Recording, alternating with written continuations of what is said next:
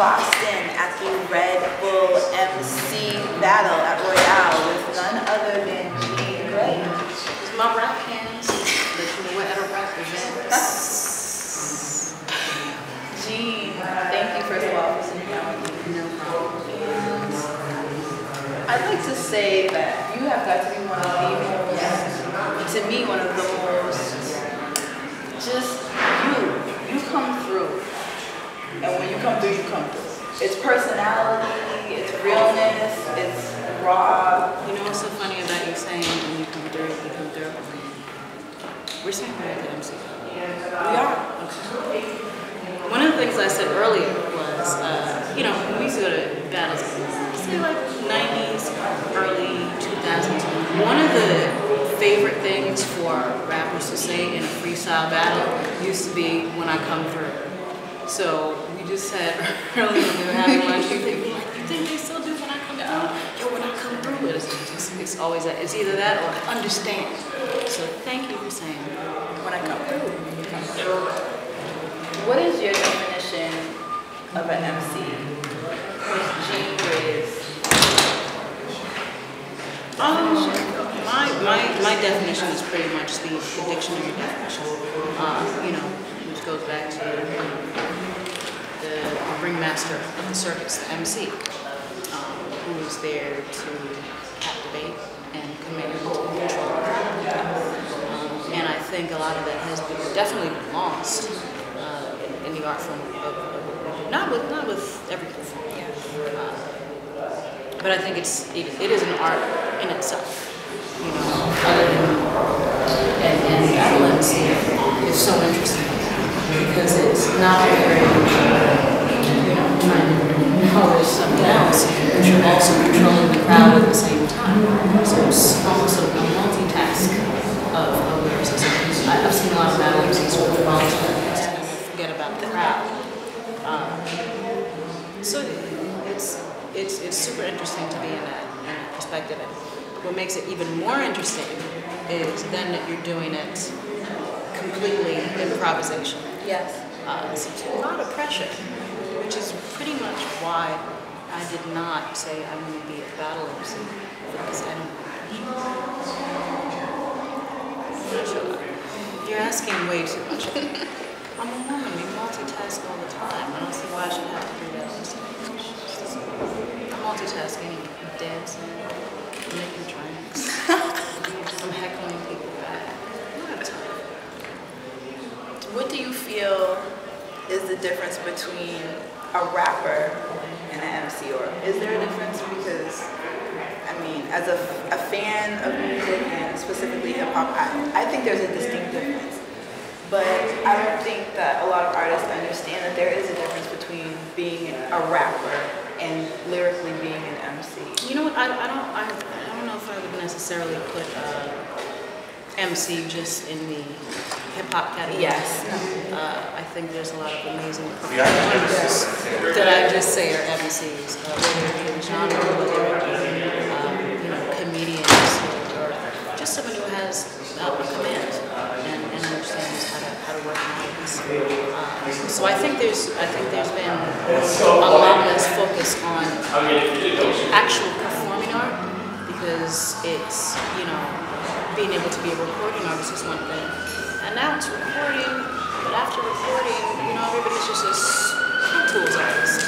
There's so many things done between the actual you performing it and recording it, and then it actually getting put out. At that point, I don't even know if we can do it. You know, it's pretty much this kind of generation.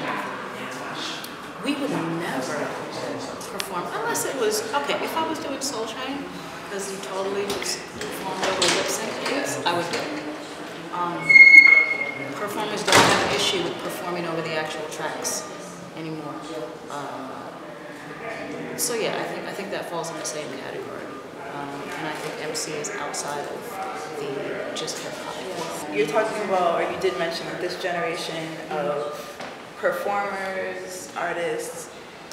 What do you feel maybe is the biggest, like, foot up that this generation maybe has, or like advantage that they have, as opposed to, let's say, like an EmSee or an artist that came out in like '92? Maybe what's the greatest technology. Advantage? Technology in general. Everything from recording to the internet to, you know, I think it's a great thing that artists are able to get on and, you know, you can make right now I can make a beat on my phone in Beatmaker and record it in Pro Studio and put it up to the internet for sale immediately, which is great and wonderful. You don't have to necessarily look to companies or marketing or getting signed or do any of that. It's also thankful because anyone can do it. Yes. So, you know, it's a gift and a curse at the same time. With it being the gift and the curse, like, do you feel like things such as like Twitter? I follow you on Twitter. You should unfollow me. No way. Best thing that ever happened to Twitter. But do you feel like things like Twitter are maybe a disadvantage also, or in terms of what I've found with artists is some people tweet more often than others, and you do get to see another side of the artist, but sometimes it might not necessarily be a side that is good or conducive to gaining fans. Well, I think what everybody needs to understand that, you know, aside from artists who have labels or people tweeting for them, and the sound guy in there, there's a person behind that account.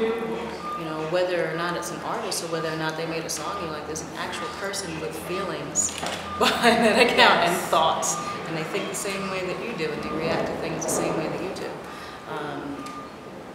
I think that the social networking over the past few years, whether it be MySpace, you know, which led to Facebook and Twitter, or I think Friendster was even before that, has given people a kind of,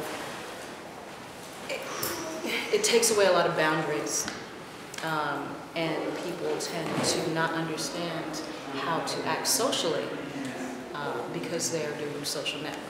And just because you have access to someone doesn't mean you can both say anything to each other. So I think it's broken down a lot of things in terms of it's great for fans and audiences to talk and people to make new friends, and you can make things happen instantly. And at the same time, it's been a negative, and nobody understands boundaries of actual networking or how to react socially to each other. So, you know, again, I don't even know how it's possible to go back and say you have to learn how to do that. So again, you know, things that are wonderful and things that are terrible about it. Such is life. Such is life. Alright, one last thing. Is Cake or Death. Okay. The title. How did you come about it? And what's the significance of the title for people who maybe it's completely foreign to them? Cake or Death came out of one of my favorite stand-up comedians, Eddie Izzard.